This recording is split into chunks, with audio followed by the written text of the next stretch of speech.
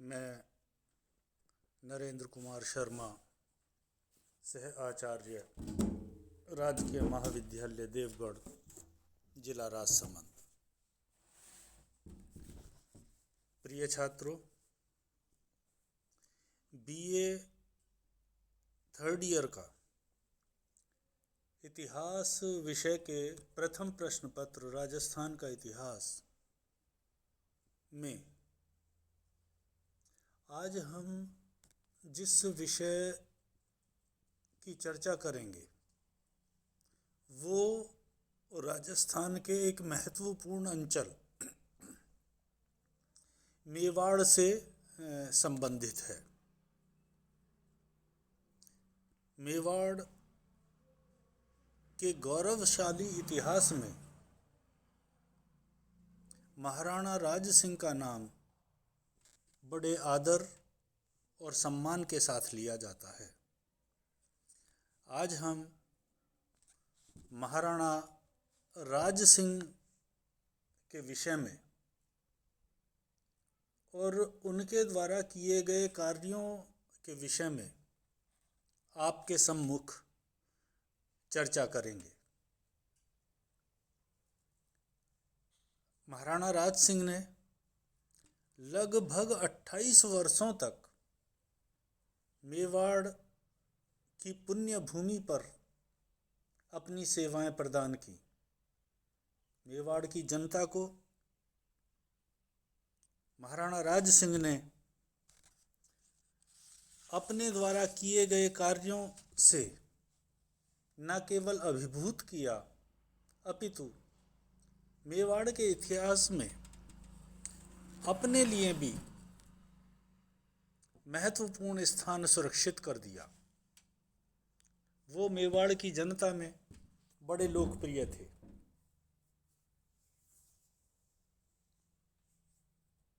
महाराणा राज सिंह मेवाड़ के महाराणा जगत सिंह के पुत्र थे। 17वीं शताब्दी के लगभग मध्य में अर्थात 1652 ईस्वी में उन्होंने मेवाड़ की राजगद्दी संभाली और इस शताब्दी के सर्वाधिक मेधावी और प्रतापी शासक सिद्ध हुए। महाराणा राज सिंह ने दिल्ली साम्राज्य के दो महत्वपूर्ण सम्राटों के काल में मेवाड़ पर शासन किया। जिस समय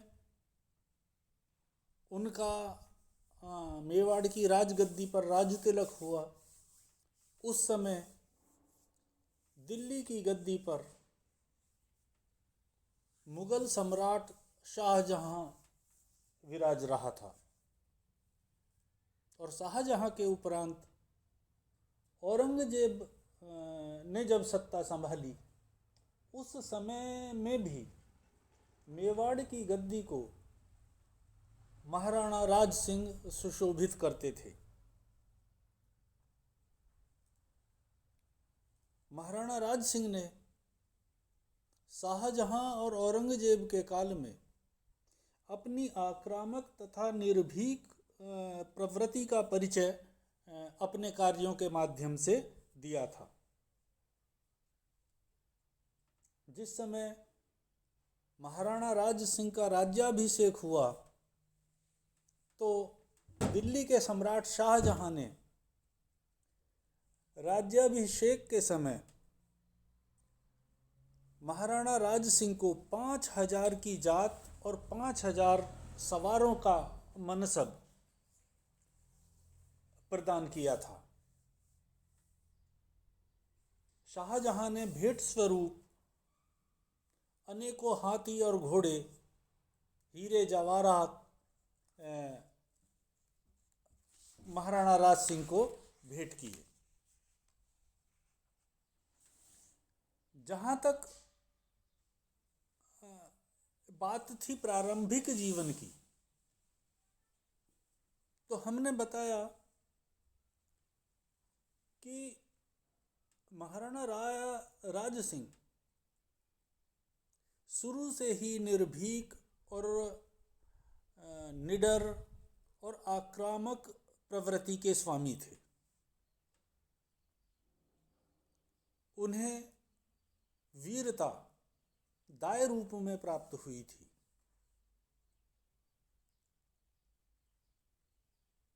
उनका प्रारंभिक जीवन बड़े लाड प्यार से और वैभव में व्यतीत हुआ था।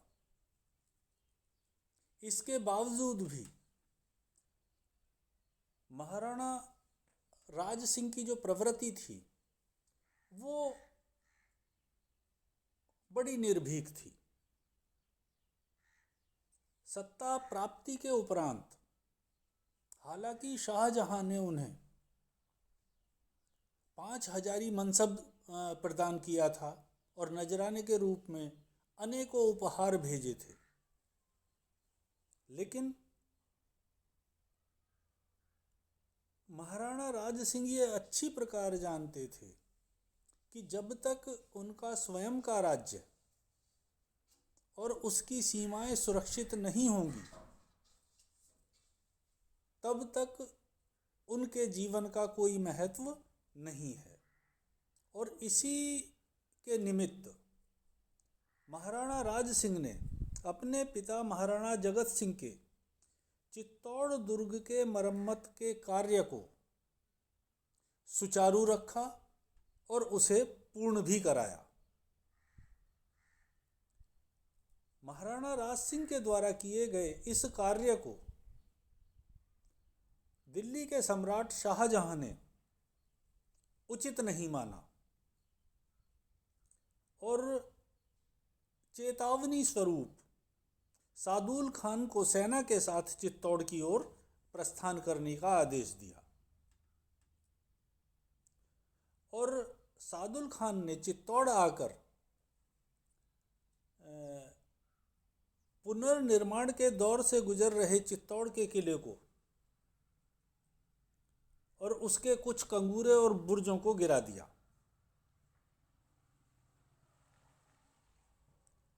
महाराणा राज सिंह ने सादुल खान के द्वारा किए गए इस कृत्य को इग्नोर किया, अनदेखा कर दिया। और हालांकि तत्कालीन परिस्थितियों में ये महसूस जरूर हुआ कि राज सिंह अपने द्वारा किए गए कार्यों से पीछे हट रहे हैं, लेकिन उनके पीछे हटते कदम इस बात की ओर इशारा करते थे, इस बात को स्पष्ट करते थे कि महाराणा राज सिंह कूटनीतिक दृष्टि से और दूरदर्शी नेता के रूप में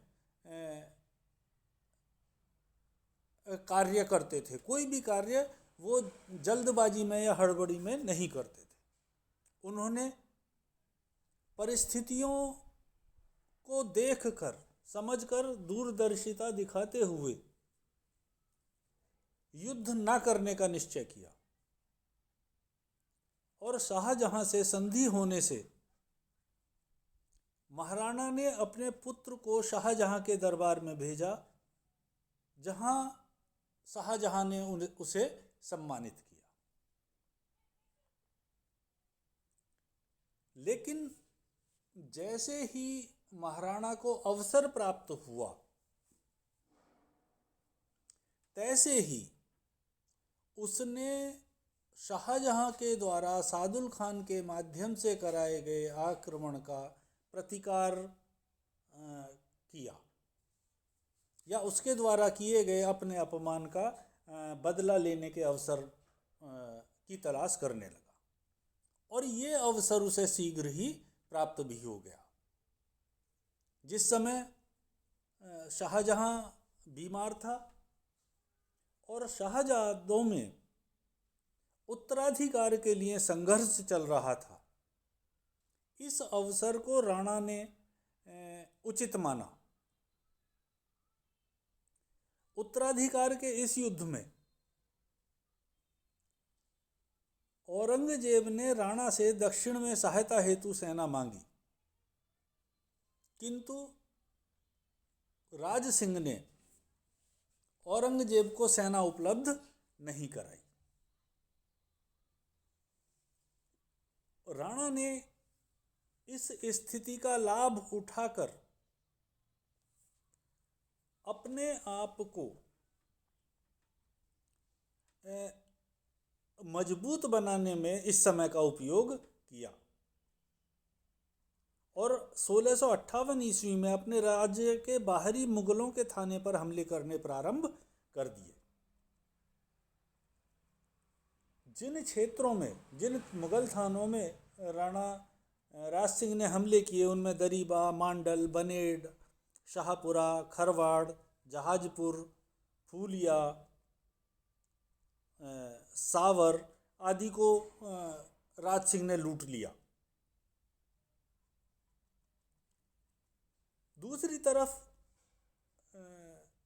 शाहजादा दारा ने भी राणा से सहायता की मांग की। राणा ने दारा को भी सहायता प्रदान करने से इनकार कर दिया। राणा ने टोडा, मालपुरा, टोंक, चाकसू, लालसोट इन क्षेत्रों को भी लूटा। तो इस प्रकार अपने प्रारंभिक अभियानों के माध्यम से न केवल उसने अपनी आर्थिक दशा को संपन्न बनाया, अपितु मुगल सम्राट से अपने अपमान का बदला भी लिया। अब शाहजहां के बाद उत्तराधिकार के संघर्ष में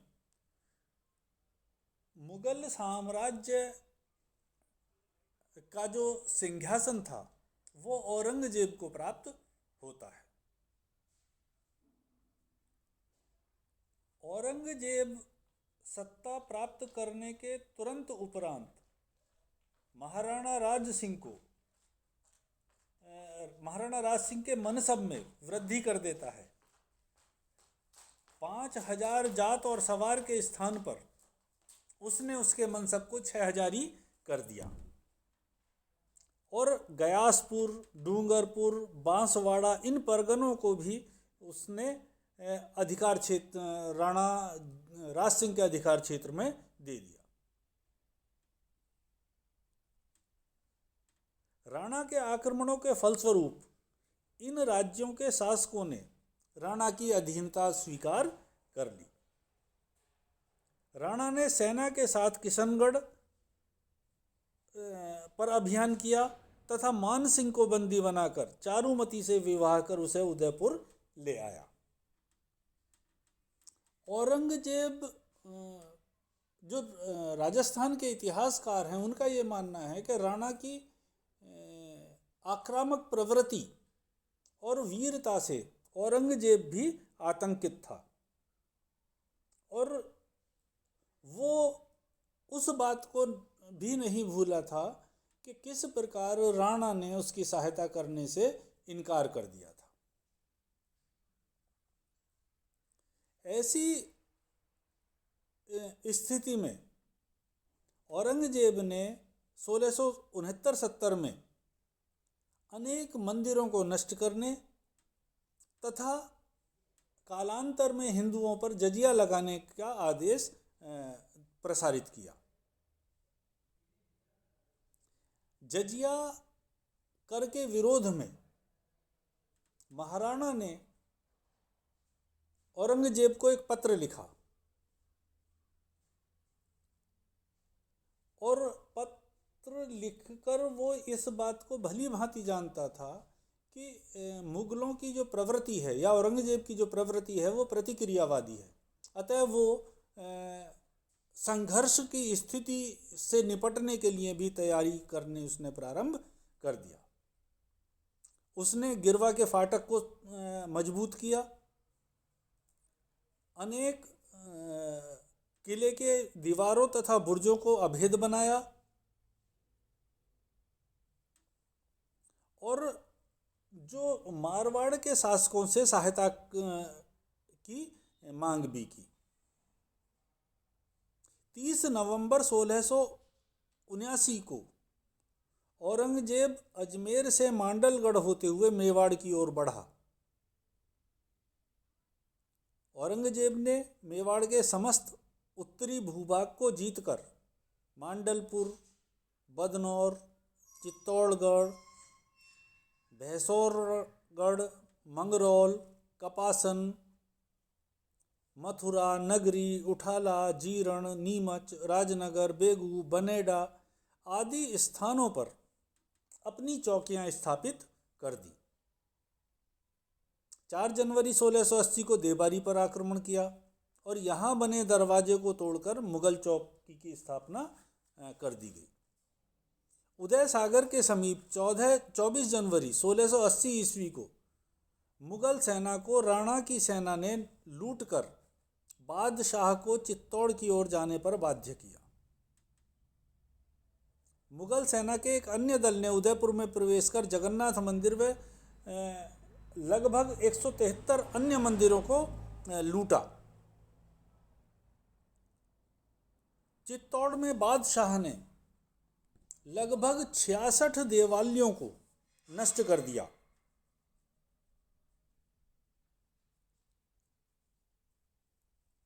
शाहजादा अकबर और उसका सेनापति तहस्सुब खान राणा के खिलाफ कोई विशेष जीत दर्ज नहीं करा सके।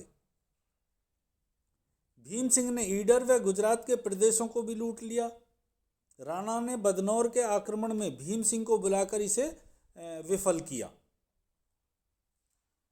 औरंगजेब के पुत्र आजम खान ने मेवाड़ पर आक्रमण तो किया, किंतु राणा की छापामार युद्ध नीति ने उस अभियान को असफल कर दिया। महाराणा राज सिंह व दुर्गादास ने शाहजादा अकबर को अपनी ओर मिलाने का प्रयास भी किया। इसी समय 22 अक्टूबर 1680 ईस्वी को राणा राज सिंह की ओडा ग्राम में मृत्यु हो जाती है। तो इस काल में हम ये देखते हैं कि महाराणा राज सिंह ने बड़ी निर्भीकता के साथ, बड़े जज्बे और आक्रामक प्रवृत्ति के कारण मेवाड़ की मुगल साम्राज्य से रक्षा की और अपने जो गौरव था, अपने दर्प को, अपने गौरव को, अपने गर्व को टूटने नहीं दिया और मेवाड़ को निरंतर मजबूत बनाया। जहाँ तक महाराणा राज सिंह की सांस्कृतिक उपलब्धियों की बात है, तो महाराणा राज सिंह के काल में वैदिक साहित्य, कर्मकांडीय साहित्य, पौराणिक साहित्य, संस्कृत साहित्य, इनका काफ़ी प्रचार प्रसार हुआ। महाराणा के दरबार में अनेक कवियों को सम्मान प्राप्त था।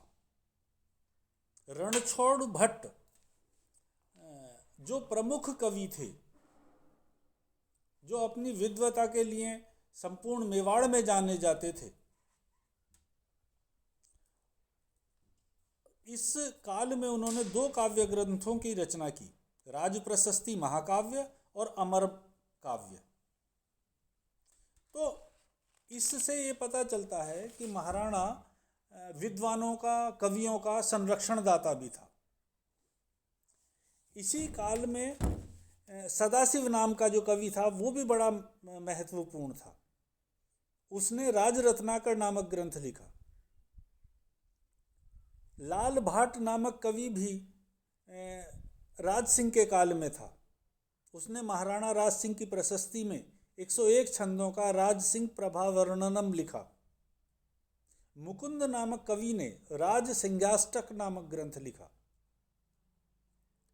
संस्कृत के अलावा हिंदी और राजस्थानी कवियों को भी महाराणा राज सिंह के दरबार में आश्रय प्राप्त था। कवि मान ने राजविलास नामक काव्य लिखा। राज सिंह का जो काल था वो कला के संरक्षण का काल था। इस काल की कला पर मुगल मेवाड़ जो सामंजस्य है वो भी स्पष्ट दिखाई देता है। इस काल का जो सर्वश्रेष्ठ नमूना है वो राज समुद्र है। महाराणा राज सिंह के समय चित्रकला में भी बड़ा महत्वपूर्ण विकास हुआ था। इस काल में हिंदू व मुगल शैली का चित्रण दिखाई देता है चित्रों में। मेवाड़ में राज सिंह के काल में एक नवीन चित्रकला शैली का भी विकास हुआ जो नाथ द्वारा चित्रकला शैली के नाम से प्रसिद्ध है। इस शैली में नाथ जी प्राकट्य और आचार्य के दैनिक जीवन व कृष्ण लीला प्रमुख जो विषय थे वो थे।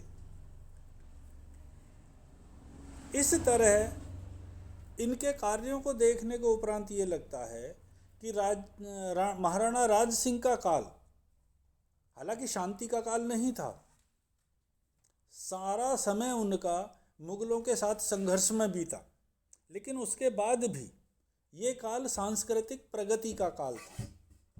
उस सारे उथल पुथल ने उनकी सांस्कृतिक गतिविधियों की गतिशीलता को बाधित नहीं किया। डॉक्टर गोपीनाथ शर्मा ने महाराणा राज सिंह के विषय में लिखा है कि महाराणा राज सिंह रणकुशल, साहसी, वीर तथा निर्भीक शासक था।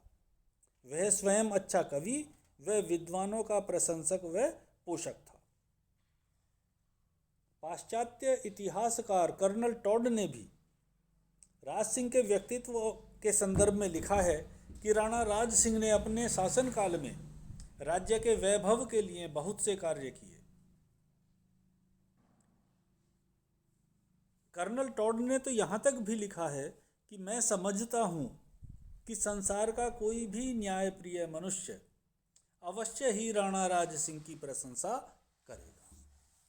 तो राज सिंह के विषय में कर्नल टॉड की ये टिप्पणी, कर्नल टॉड का ये कथन यह स्पष्ट करने के लिए पर्याप्त है कि महाराणा राज सिंह न केवल राजकार्य में, न केवल सैन्य उपलब्धियों में, अपितु सांस्कृतिक उपलब्धियों में भी मेवाड़ के इतिहास में महत्वपूर्ण स्थान रखते थे।